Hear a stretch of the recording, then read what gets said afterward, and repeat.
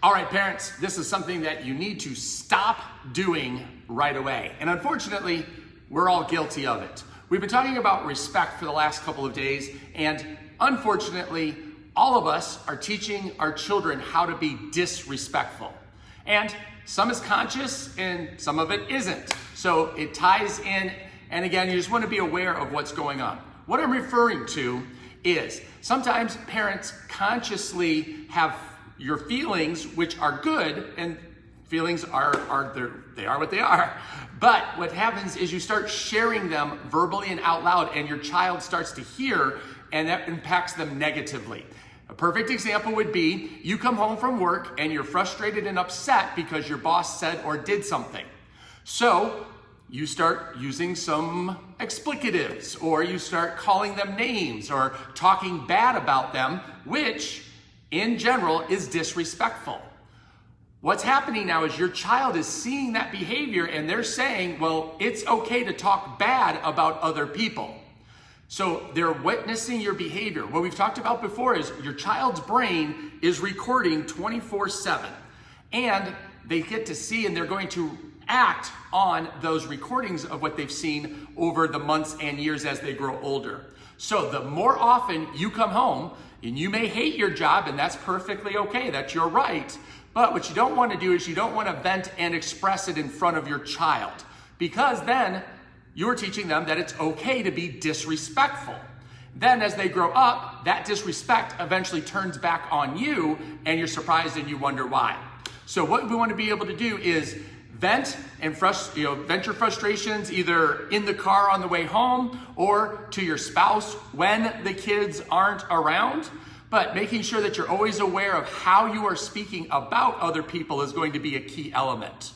The second part of showing or teaching kids disrespect is when they do it. So a perfect example of this one would be the kids are going to be going back to school in a few weeks. They're going to get homework. They're going to be learning in a different environment. They're going to struggle. And so they start saying, well, gosh, I hate this teacher. They're such a fathead because they give us so much homework. Or again, insert the adjective, the name calling, whatever it is that they say. That's disrespectful.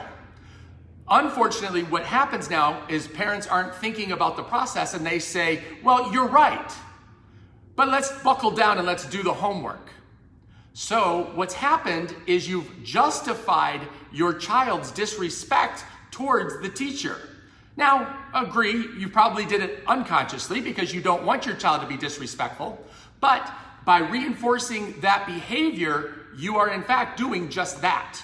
So what you want to do is you want to address the issue as one thing and the disrespect as another. So validate their feelings. It's okay to be frustrated. I understand that you're frustrated. I get that you really don't like doing school this way virtually.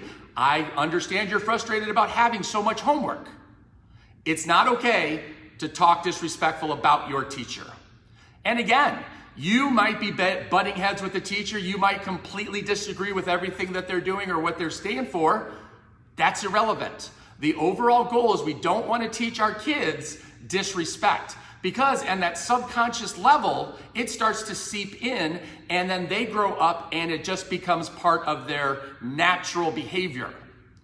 That's not what we want. We always want to be aware consciously what we're doing, what we're saying, and what message are we teaching to our kids. So parents, stop it, right? Pay attention to what you're doing and what you're saying around your children, and remember, it has lifelong effects.